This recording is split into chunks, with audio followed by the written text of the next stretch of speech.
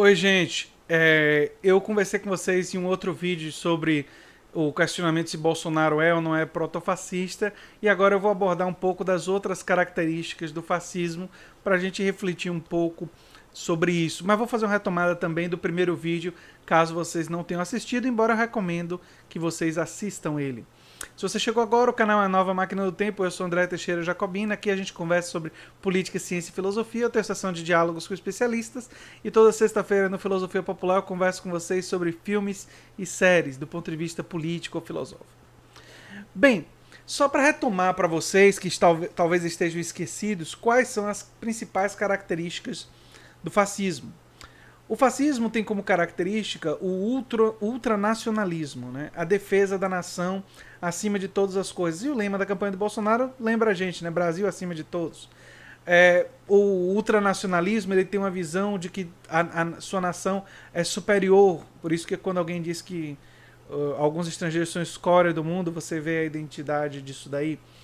Uma outra característica do fascismo é o culto à tradição, aí a defesa da família tradicional, os valores tradicionais, da religião que seja mais tradicional de lá, entra como parte, não é? Fascistas têm obsessão por complô, normalmente internacional, entendeu? Os globalistas estão contra a gente. Isso você vê muito em boa parte dos discursos conspiracionistas. Ou existe alguma coisa que vai fraudar o sistema contra nós, urnas eletrônicas e tudo mais. É o exemplo local, não é? Então, xenofobia, medo do estrangeiro. Normalmente o fascista culpa alguma minoria pela decadência moral da sociedade. Então, no caso da nazifascismo eram os judeus, né? Na Itália, além dos judeus, os ciganos e outros. Enfim, sempre uma minoria é responsabilizada pela suposta decadência moral.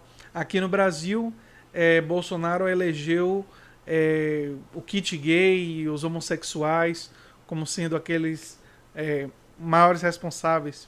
E a decadência moral também seria a responsabilidade de uma suposta esquerda, do marxismo cultural que infesta as universidades. Enfim, então, outra característica do fascismo. Então, tem muitas características que eu abordei no vídeo anterior, mas tem algumas outras que eu não abordei no vídeo anterior que são interessantes. Olha só, o Humberto Eco fala de que os textos escolares nazistas e fascistas baseiam-se em um léxico pobre e uma sintaxe elementar, com o fim de limitar os instrumentos para um raciocínio complexo e crítico. Bem, eu sugiro que vocês leiam o programa de governo do PSL. Ele é isso aqui. Ou seja, ele é super pobre, tem uma sintaxe super elementar, ou seja, ele é fascista em forma. Lembrando sempre que eu acho que o mais adequado é chamar Bolsonaro e Mourão de protofascistas ou semifascistas, no sentido de que eles se aproximam, mas obviamente não é possível você transplantar da Itália para o Brasil todas as características. Claro que há uma proximidade muito grande, nós percebemos por aí. Um outro elemento interessante do fascismo é que para o fascismo os indivíduos, enquanto indivíduos, não têm direitos e o povo é concebido como uma qualidade, uma entidade monolítica que exprime a vontade comum. A minoria tem que se submeter. Bem, tem aquela frase famosa do Bolsonaro que as maiorias vão governar e as minorias vão se submeter e não vai ter negócio de direito para minoria, que direito para minoria seria, na verdade, privilégios. Esse discurso de que quando você busca proteger alguma minoria que é oprimida, você na verdade estaria produzindo privilégios. Esse é um discurso historicamente fascista. Ele é um discurso que vem desde a Itália, passando pela Espanha. As experiências fascistas são profundamente assim. Elas consideram que não existem esses direitos e que esses direitos significariam privilégios a minorias. E as minorias têm que ser estipadas, tem que ser. É tudo para o Estado, nada fora do Estado, e aquele que está fora, ou seja, aquele que é diferente, tem que ser combatido, né? Tem uma coisa interessante aí para a gente conversar, que é o que diferencia, por exemplo, Donald Trump de Bolsonaro, que é uma característica do fascismo que aqui está um pouco modificada, que é a seguinte: o fascismo ele se apoia em um Estado interventor forte em nome do capital, favorável em alguns momentos à privatização, mas sem perder o seu protagonismo. E um exemplo na América Latina foi o Pinochet, né, que tinha uma ditadura bastante brutal, mas que aplicou várias receitas de liberalização da economia vinda lá da Escola de Chicago, e que em grande medida, como Paulo Guedes vem da Escola de Chicago, é um influenciado pela Escola de Chicago, melhor dizendo, é muito semelhante ao exemplo brasileiro, o de Pinochet e o de Bolsonaro. Já Trump é um pouco diferente, porque quando o Trump subiu, ele se fortaleceu justamente dizendo que era contra os acordos comerciais. Isso é importante entender. Trump percebeu que na classe trabalhadora americana existia uma consciência de que os acordos comerciais foram ruins para os trabalhadores americanos. Então ele se colocou como uma direita populista a favor dos trabalhadores locais, nacionalista, por isso, assumindo um discurso nacionalista, e contra os trabalhadores, contra os trabalhadores não, mas contra, digamos assim, o intercâmbio com outras nações que teoricamente seria desfavorável aos Estados Unidos. E por isso que ele está impondo uma guerra de tarifas com a China e tudo mais. Então, ele disse também, embora hoje a gente saiba que foi mentira, que ele não iria cortar o Medicare e o Medicaid, que eram muito importantes programas sociais da área de saúde, muito importantes para a população pobre e para a população idosa. Então, Trump, ele fez uma coisa meio híbrida, porque ele pegou a xenofobia, o ódio ao estrangeiro, de chamar os imigrantes de bandidos e tudo mais, e por um outro lado, ele buscou seduzir os trabalhadores dizendo, olha, republicanos tradicionais e democratas tradicionais são a favor desses acordos comerciais que prejudicam vocês, eu sou contra. Engraçado que era a única questão que ele e Bernie Sanders da esquerda concordavam. Já Bolsonaro, ao contrário, é totalmente favorável aos acordos comerciais e, influenciado pelo Paulo Guedes, está caminhando para uma profunda abertura e uma submissão aos Estados Unidos. E aí um professor amigo meu me perguntou assim, mas poxa, eu pensava que os militares eram nacionalistas.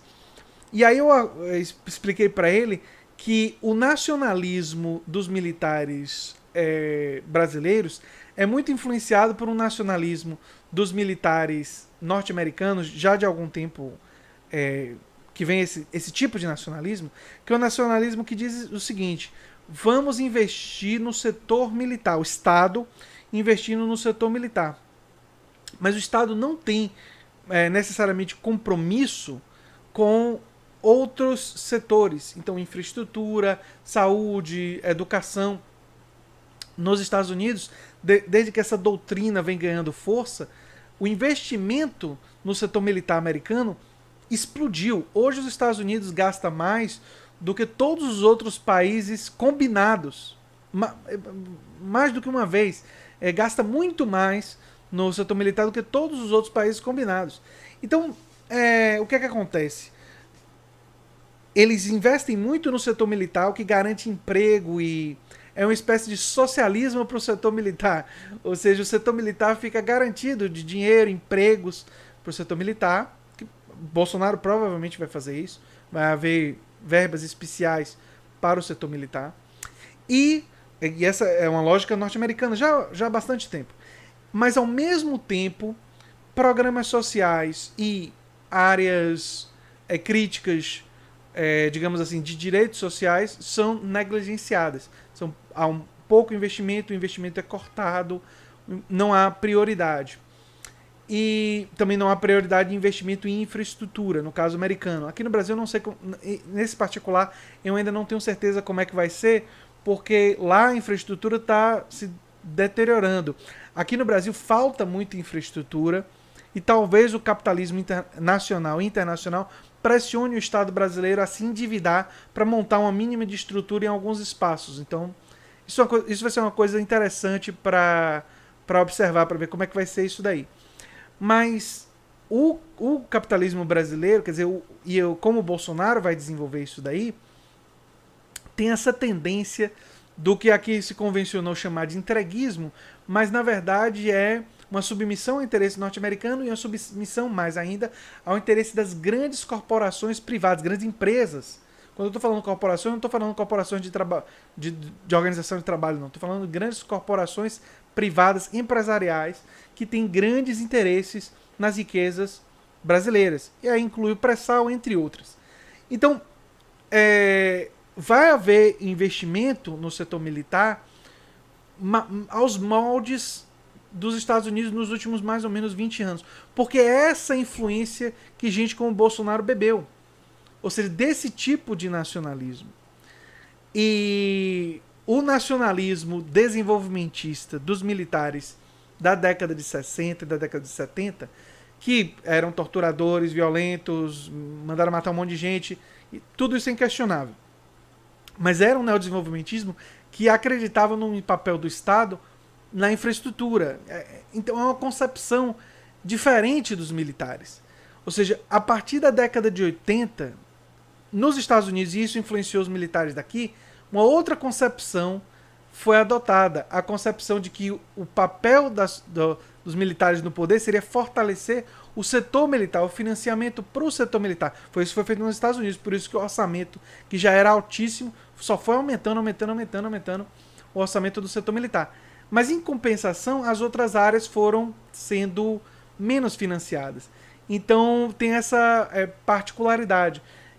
Vale a pena também ressaltar que Bolsonaro vai ter uma dificuldade no governo, uma coisa, se ele chegar a ser presidente, né, se ele ganhar a eleição, que é todos os 28 anos dele como estatista, quer dizer, a vida dele toda, ele defendeu justamente a visão tradicional fascista, que a visão tradicional do fascismo era o Estado forte, interventor em nome do capitalismo nacional. Por isso, de direita, mas nacionalista. A ideia de Estado interventor é coisa socialista, é uma visão de ignorantes, pessoas que não conhecem que existe tanto a intervenção em nome da classe trabalhadora, direitos sociais, que aí é uma intervenção social-democrata, a intervenção buscando, que praticamente não aconteceu na história da humanidade, mas enfim, que é aquela que busca dar os meios de produção aos trabalhadores, seria só a Revolução Espanhola lá, durante um pequeno período teria essa experiência, e isso daí seria socialista, ou o Estado intervir em nome da estatização, que é uma intervenção de tipo stalinista. Então, você tem a intervenção do tipo stalinista, a intervenção do tipo socialista e a intervenção do tipo fascista. São intervenções diferentes do Estado. E mesmo quando o Estado é omisso, é uma forma de interferir também.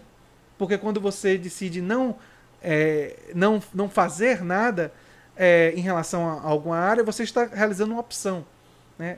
A opção existe mesmo quando você não tem uma política específica para isso. Né? A omissão também é uma forma de política. Por exemplo, nos Estados Unidos existe uma política de saúde. A política de saúde é deixar o setor privado controlar a maior parte do sistema de saúde.